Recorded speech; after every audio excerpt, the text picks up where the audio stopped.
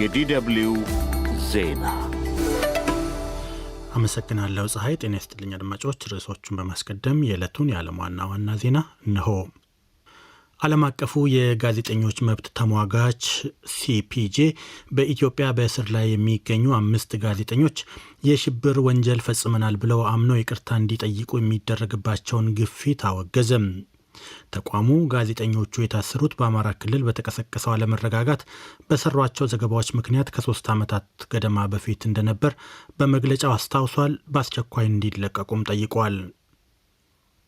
የሱዳን ፈጥኖ ደራሽ ኃይል በብሔራዊ ጦሩ ላይ መጠነ ሰፊ የአየርና የምድር ጥቃት መክፈቱን የፈረንሳይ ዜና አገልግሎት ዘገበ። በመዲናይቱ ካርቱም ላይ ያነጣጠሩ የድሮን ጥቃቶች መፈጸማቸውን የገለጸው ዘገባው የፈጥኖ ደራሽ ኃይሎች በደቡብ ምስራቅ ሱዳን ከኢትዮጵያ ድንበር አቅራቢያ የምትገኘውን የኩርሙክ ከተማ በድጋሚ መቆጣጠራቸውን አመልክቷል። ዩጋንዳ በሶማሊያ የሚገኘውን የሰላም አስከባሪ ኃይሏን እዚያው እንደምታቆይ አስታወቀች። ዩጋንዳ የወታደሮቿን እንደሚቆዩ ያሳወቀችው በአፍሪካ ሕብረት ተልዕኮ ስር በሶማሊያ መቆየት እርግጠኛ ባልሆነችበት ሁኔታ ውስጥ ነው። የኢቦላ ወረርሽኝ በከፍተኛ ደረጃ እየተሰራጨባት የምትገኘው ኮንጎ ተህዋሲው እስካሁን ባልደረሰበት ግዛት ውስጥ መከሰቱን የአፍሪካ በሽታ መከላከያና መቆጣጠሪያ ማዕከል አስታወቀም።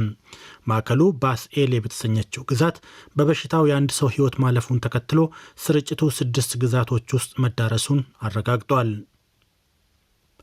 ፈረንሳይ የእስራኤል ሰፋሪዎች በኃይል በተያዘችው የዮርዳኖስ ወንዝ ዳርቻ የሚፈጽሙትን ጥቃት በይፋ አወገዘች። ፈረንሳይ ዛሬ ባወጣችው መግለጫ በዮርዳኖስ ወንዝ ዳርቻ ቁስራ መንደር የፍልስጤማውያን መኖሪያ ቤቶችን ከበው ጥቃት እያደረሱ የሚገኙ ሰፋሪ ዜጎቿን ለፍርድ እንድታቀርብ እስራኤልን ጠይቃለች። የኔቶ ጦር አውሮፕላን ወደ ላቲቪያ አየር ክልል የገባን ድሮን መትቶ መጣሉን አስታወቀም።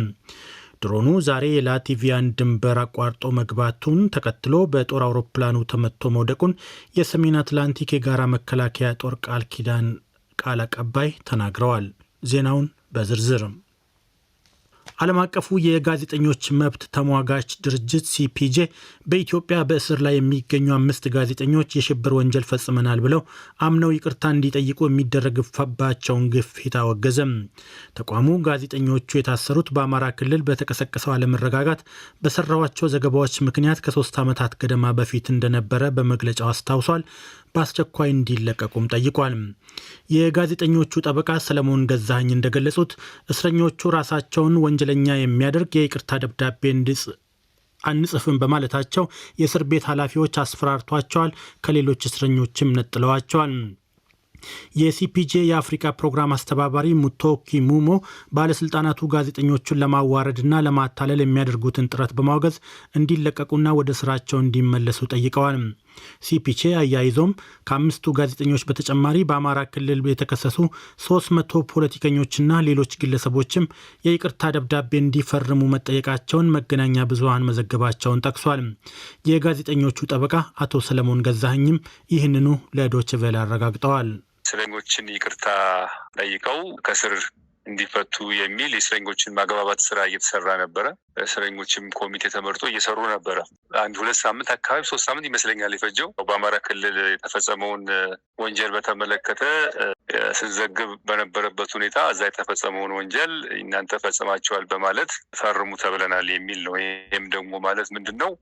ራስን ሰልፍ ኢንክሪሜት ማድረግ ማለት ነው። ሰልፍ ኢንክሪሜት ማለት ያው የተፈጸመውን ወንጀል እንደማመን።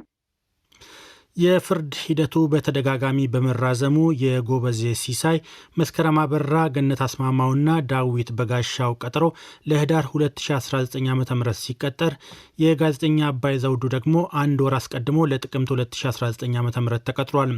ጋዜጠኞቹ ጥፋተኛ ከተባሉ የዕድሜ ልክ እስራት ሊጠብቃቸው ይችላል። የሱዳን ፈጥኖ ደራሽ ኃይል በብሔራዊ ጦሩ ላይ መጠነ ሰፊ የአየርና የምድር ጥቃት መክፈቱን የፈረንሳይ ዜና አገልግሎት ዘገበ። በመዲናይቱ ካርቱም ላይ ያነጣጠሩ የድሮን ጥቃቶች መፈጸማቸውን የገለጸው ዘገባው የፈጥኖ ደራሽ ኃይሎች በደቡብ ምስራቅ ሱዳን ከኢትዮጵያ ድንበር አቅራቢያ የምትገኘውን የኩርሙክ ከተማ በድጋሚ መቆጣጠራቸውን አመልክቷል። የፈጥኖ ደራሽ ኃይሎች ዳግም በቁጥጥራቸው ስር አዋሏት ስለተባለው ኩርሙክ የብሔራዊ ጦሩ ከኢትዮጵያ ግዛት ውስጥ የተነሳ ጥቃት ነው ብሎታል። በካርቱም ከተማ ላይ የድሮንና የጸረ ድሮን የጥቃትና መከላከል ድምጾች መሰማታቸውን ለሁለተኛ ቀን መሰማታቸውን የተመለከተው የዜና ወኪሉ ዘጋቢ የፈጥኖ ደራሹ ኃይል መዲናይቱን ከደቡብ ኮርዶፋኗ ኤልኦቤድ ጋር የሚያገናኘውን አውራ ጎዳና ዳግም ለመቆጣጠር መጠነ ሰፊ ጥቃት መክፈቱን ጽፏል። የዛሬው አዲሱ የጥቃት ዜና የተሰማው የፈጥኖ ደራሹ ኃይል በመቶዎቹ በሚቆጠሩ ኪሎ ሜትሮች ርቀት ላይ በሚገኙና የጦር ኃይሉ በሚቆጣጠራቸው 5 ከተሞች ላይ የተቀናጀ የድሮን ጥቃት በተሰነዘረ ማግስት ነው ተብሏል። ከፈጥኖ ደራሹ ኃይል የተወነጨፉ ድሮኖችን በካርቱም መጥቶ መጣሉን የገለጸው የሱዳን ብሔራዊ ጦር በተጨማሪ የፈጥኖ ደራሹ ኃይል በጀብረት አልሼክ ከተማ ላይ በበርካታ ተሽከርካሪዎች የታገዘ ጥቃት መፈጸሙን አረጋግጧል። የተባበሩት መንግስታት ድርጅት በመላ ሀገሪቱ በጭካኔ የተሞላ ጦርነት ብሎ በሚጠራው በዚህ ግጭት ከ200 ሺህ በላይ ሰዎች መሞታቸውን የረድኤት ሰራተኞች ግምታቸውን ያስቀምጣሉ። ዩጋንዳ በሶማሊያ የሚገኘውን የሰላም አስከባሪ ኃይሏን እዚያው እንደምታቆይ አስታወቀች።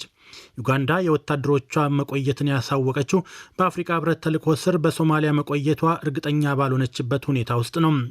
የዩጋንዳ የመከላከያ ሚኒስትር ክሪዮዋ ኩዋንካ ሀገራቸው ከአፍሪካ ህብረት የሰላም ማስከበር ተልዕኮ የወደፊት እጣ ፈንታ እርግጠኛ ባይኮንም በሁለትዮሽ ስምምነት መሰረት ሰራዊታቸው በሶማሊያ እንደሚቆይ አስታውቀዋል።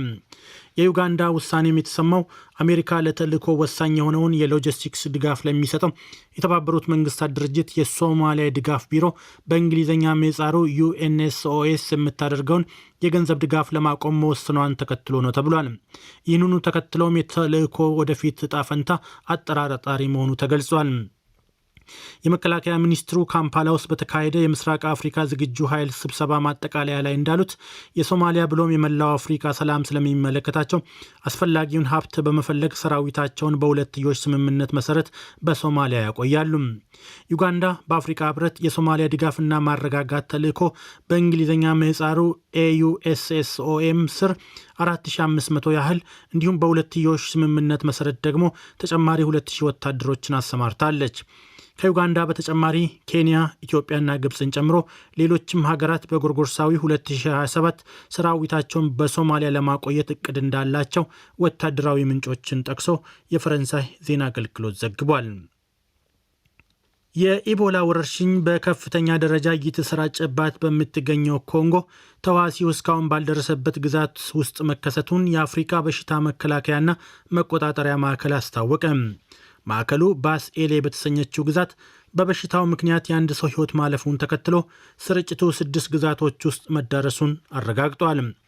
በምስራቅ ኮንጎ የተቀሰቀሰውና በፍጥነት እየተዛመተ የሚገኘው አዲሱ የኢቦላ ወረርሽኝ ከ10 ዓመታት በፊት ከ11 ሺህ በላይ ሰዎችን በመግደል በታሪክ የከፋ የነበረውን ስርጭት ሊበልጥ የሚችልበት ሁኔታ ላይ እንደሚገኝ የዓለም የጤና ድርጅት አስታውቋል። ከፍተኛ የጤና ስጋት የደቀነው አዲሱ የቡንዲቡጊዮ የኢቦላ ተዋሲ ዝርያ እስካሁን የተረጋገጠ ክትባት ወይም መድኃኒት እንደሌለው ዓለም አቀፉ የጤና ድርጅት ገልጿል። ኮንጎ ካሏት 26 ግዛቶች ውስጥ እስከ ትናንት ሐሙስ ድረስ 6ቱ በወረርሽኙ መጠቃታቸውን ድርጅቱ ባወጣው መግለጫ አመልክቷል። በተዋሲው ከተጠቁት 90 በመቶ እንዲሁም በዚሁ ሳቢያ ከሞቱት 80 በመቶ በኢቱሪ ግዛት ውስጥ እንደሚገኙም ዘገባው አክሏል። በሌላ በኩል የበሽታው ስርጭት እየሰፋ ሄዶ በበሽታው የተያዙ ሰዎች ከደቡብ ሱዳን ድንበር 35 ኪሎ ሜትር ያህል ርቀት ላይ በሚገኝ ዋና የመጓጓዣ መስመር ላይ መገኘታቸውን መርሲ ኮርፕስ የተባለው ዓለም አቀፍ የእርዳታ ድርጅት አሳውቋል። እንደዚያም ሆኖ ግን እስካሁን ድረስ በደቡብ ሱዳን ተዋሲው የተረጋገጠበት ሰው ስለመገኘቱ አልተዘገበም። ይህ ዶይቼ ቬለ ነው። ፈረንሳይ የእስራኤል ሰፋሪዎች በኃይል በተያዘችው የዮርዳኖስ ወንዝ ዳርቻ የሚፈጽሙትን ጥቃት በይፋ አወገዘች። ፈረንሳይ ዛሬ ባወጣችው መግለጫ በዮርዳኖስ ወንዝ ዳርቻ ቁስራ መንደር የፍልስጤማውያንን መኖሪያ ቤቶች ከበው ጥቃት እያደረሱ በሚገኙ ሰፋሪ ዜጎቿን ለፍርድ እንድታቀርብ እስራኤልን ጠይቃለች። የአገሪቱ የውጭ ጉዳይ ሚኒስቴር በመግለጫው ፈረንሳይ የፍልስጤማውያን ቤቶች በሰፋሪዎች መከበቡና በፍልስጤማውያን ላይ የሚፈጸመውን የኃይል እርምጃ በጽኑ ታወግዛለች ብሏል። የእስራኤል ባለስልጣናት ለዚህ ጥቃት ኃላፊነት ያለባቸውን አካላት በቁጥጥር ስር አውለው ለፍትህ እንዲያቀርቡ አሳስቧል። እስራኤላውያን ሰፋሪዎች በዮርዳኖስ ወንዝ ዳርቻ በናብሉስ አቅራቢያ በሚገኘው ቁስራ መንደር የሚገኙ የፍልስጤማውያንን ቤቶች መክበብ የጀመሩት ባለፈው እሁድ ነበር። የእስራኤል ጦር ሰፋሪዎችን ከስፍራው ለማስወጣት ጥረት ቢያደርግም ሰፋሪዎቹ እንዳልተቀበሉት የፈረንሳይ ዜና አገልግሎት ዘግቧል። የሰፋሪዎቹን እገዳ ተከትሎ የመንደሯ ነዋሪዎች ምግብና ሌሎች አስፈላጊ አቅርቦቶችን እንዳያገኙ መታገዳቸውን ገልጿል። በሰፋሪዎቹ ከበባ ከፈረንሳይ በተጨማሪ የእስራኤል የቅርብ ወዳጅ የሆነችው አሜሪካ ጭምር ብርቱ ትችት ማሰማቷ ነው የተገለጸው። ፈረንሳይ በዮርዳኖስ ወንዝ ዳርቻና በምስራቅ ኢየሩሳሌም በሰፋሪዎች የሚፈጸሙ የኃይል እርምጃዎች እየጨመሩ መምጣታቸውን ገልጻለች። የእስራኤል የሰፈራ ፖሊሲ የሁለቱን ሀገራት የመፍትሄ አማራጭ የሚጋፋና በመሬት ላይ ያለውን ውጥረት የሚያባብስ ነው ስትልም ድርጊቱን አጥብቃ ኮንናለች። በመጨረሻም የኔቶ ጦር አውሮፕላን ወደ ላቲቪያ የአየር ክልል የገባን ድሮን መትቶ ጣለም። ድሮኑ ዛሬ የላቲቪያን ድንበር አቋርጦ መግባቱን ተከትሎ በጦር አውሮፕላን ተመቶ መውደቁን የሰሜን አትላንቲክ የጋራ መከላከያ ጦር ቃል ኪዳን ቃል አቀባይ ተናግረዋል። በላቲቪያ ሰማይ ላይ የታየውን ድሮን መትቶ ለመጣል የጣሊያን ዩሮፋይተር እና የቱርኩ ኤፍ-16 የጦር አውሮፕላኖች መሰማራታቸውን የጠቀሰው የፈረንሳይ ዜና አገልግሎት የጣሊያኑ የጦር አውሮፕላን ድሮኑን መትቶ መጣሉን ቃል አቀባዩ ገልጸዋል። በወቅቱ የተፈጠረውን ጨምሮ በአውሮፓ እያደገ ስለመጣው ተመሳሳይ ክስተት የጋራ ቃል ኪዳኑ ምርመራ መጀመሩን አመልክተዋል።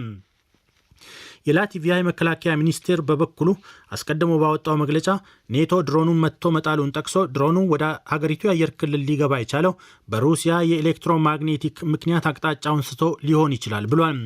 ከሩሲያ ጋር ድንበር የምትጋራውና የኔቶ አባል የሆነችው ላቲቪያ ከቅርብ ጊዜ ወዲህ ተመሳሳይ የአየር ክልል ጥሰቶች እያጋጠሟት ይገኛሉ። ባለፈው ሰኞም የፈረንሳይ ጦር አውሮፕላን በዚሁ የላቲቪያ የአየር ክልል ውስጥ ሌላ ድሮን መትቶ መጣሉ ይታወሳል። ክስተቱን ተከትሎ ኔቶ ባወጣው መግለጫ ለእነዚህ አደገኛና ተቀባይነት ለሌላቸው የአየር ክልል ጥሰቶች ሙሉ በሙሉ ኃላፊነቱን የምትወስደው ሩሲያ መሆኗን ገልጿል። ሩሲያ ኔቶ መትቼ ጣልኩ ስላለው ድሮን ማስተባበያም ሆነ ማረጋገጫ አልሰጠችም። ይህ ዶይቼ ቬለ ነው።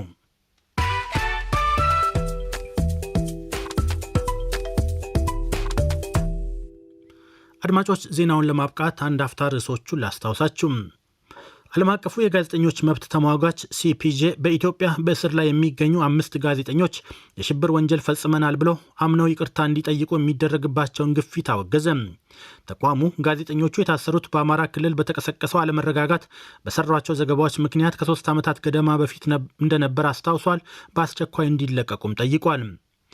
የሱዳን ፈጥኖ ደራሽ ኃይል በብሔራዊ ጦሩ ላይ መጠነ ሰፊ የአየርና የምድር ጥቃት መክፈቱን የፈረንሳይ ዜና አገልግሎት ዘገበ። ዩጋንዳ በሶማሊያ የሚገኘውን የሰላም አስከባሪ ኃይሏን እዚያው እንደምታቆይ አስታወቀች። ዩጋንዳ የወታደሮቿን እንደሚቆዩ ያሳወቀችው በአፍሪካ ሕብረት ተልዕኮ ስር በሶማሊያ መቆየት እርግጠኛ ባልሆነችበት ሁኔታ ውስጥ ነው። የኢቦላ ወረርሽኝ በከፍተኛ ደረጃ እየተሰራጨባት በምትገኘው ኮንጎ ተዋሲው እስካሁን ባልደረሰበት ግዛት ውስጥ መከሰቱን የአፍሪካ በሽታ መከላከያና መቆጣጠሪያ ማዕከል አስታወቀም።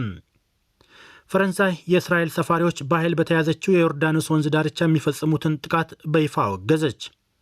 የኔቶ የጦር አውሮፕላን ወደ ላቲቪያ አየር ክልል የገባን ድሮን መትቶ መጣሉን አስታወቀ። ዜናው በዚሁ አበቃ። ጤና ይስጥልኝ።